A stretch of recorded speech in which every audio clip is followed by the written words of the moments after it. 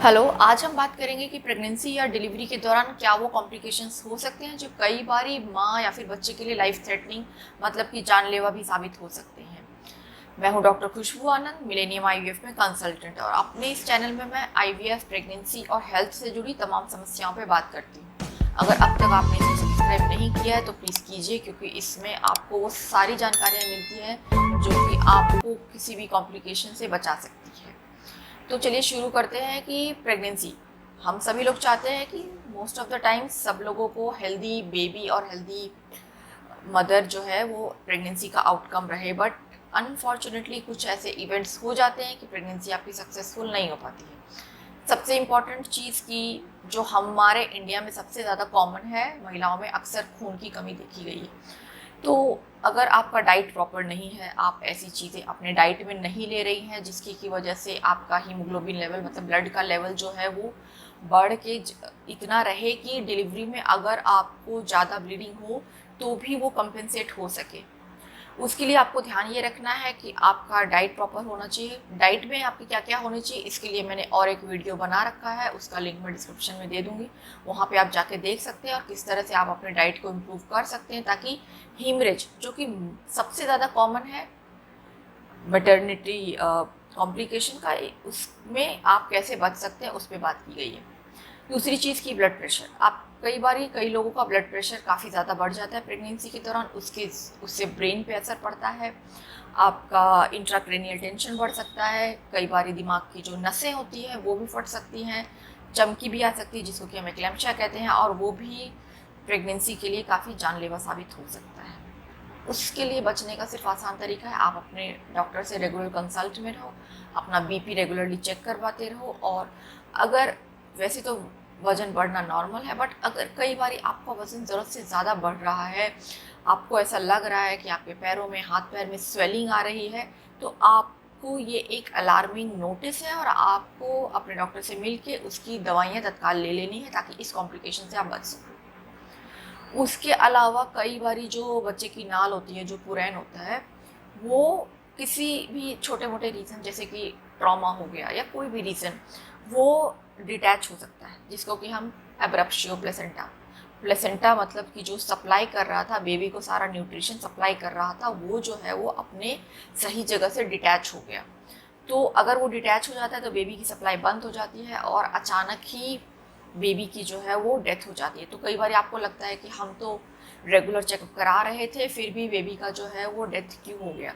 तो इसके लिए ऐसी कोई भी कंडीशन जो है वो जिम्मेदार नहीं होती है कि क्यों ऐसा हो जाता है। कुछ कंडीशन हैं जैसे ट्रॉमा हो गया, आपको कई बार समझ नहीं आया, बट वो पुरैन जो है वो डिटैच हो गया और आपको पता नहीं लगा, और बेबी का सप्लाई बंद होके बेबी का जो है वो बच्चेदानी के अंदर ही डेथ हो गया।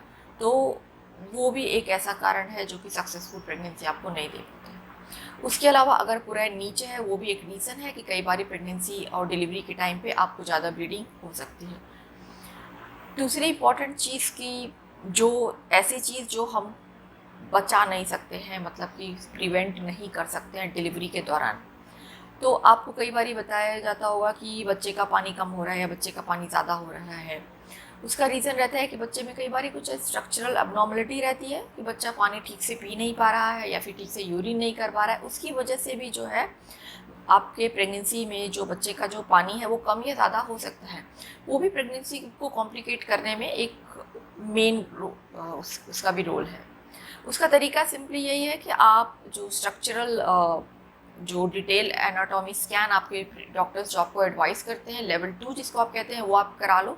उससे आपको पता चल जाएगा कि बेबी में कोई तरह का प्रॉब्लम तो नहीं है और आगे चल के कुछ तरह की दिक्कत तो नहीं आएगी। अब बात करते हैं डिलीवरी के दौरान।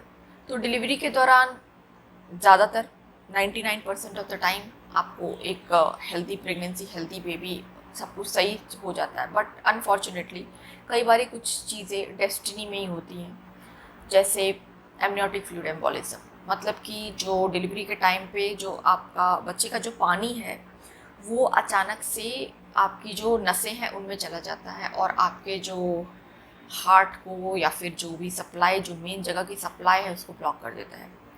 ये बहुत ही रेयरली ही होता है एमनियोटिक फ्लूइड एम्बोलिज्म, मतलब आप समझ लो कि लगभग लाखों में एक या फिर 10-15 हज़ार लोगों में ही एक ही अनफॉर्चुनेटली ही ऐसा होता है।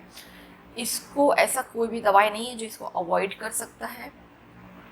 सिर्फ इसको अचानक डिलीवरी के टाइम पे जो सडन कार्डियक अरेस्ट हो जाता है तभी पता लगता है कि एमनियोटिक फ्लूइड एम्बोलिज्म हो गया है।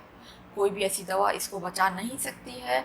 बट अगर आपके डॉक्टर एक्सपर्ट हैं, आपका एनेस्थेटिक टीम एक्सपर्ट है, सारी सुविधाएं हैं, तो कई लोग इससे रिकवर भी हो जाते हैं, बट अनफॉर्चुनेटली कुछ लोग नहीं भी हो सकते हैं। दूसरी चीज़ की बेहोशी जो एनेस्थीसिया हम देते हैं उसके ड्रग से एनाफाइलैक्सिस, मतलब कई बारी आपको उसकी वजह से सडन कार्डियक अरेस्ट।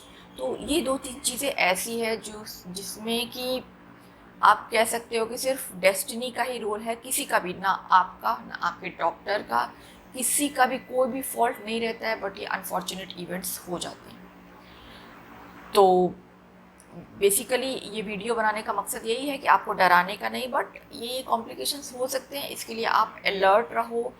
और अपने किसी भी तरह का अगर कोई भी चेंजेस बॉडी में आ रहे हैं, कुछ भी कॉम्प्लिकेशंस हो रहे हैं, तो उसको कॉम्प्लिकेट होने से पहले आप मेडिसिन ले लो। तो मैं आपसे अगले वीडियो में मिलूँगी किसी और जानकारी के साथ। तब तक आप खुश रहिए और अपने स्वास्थ्य का पूरा ध्यान रखिए। Thank you.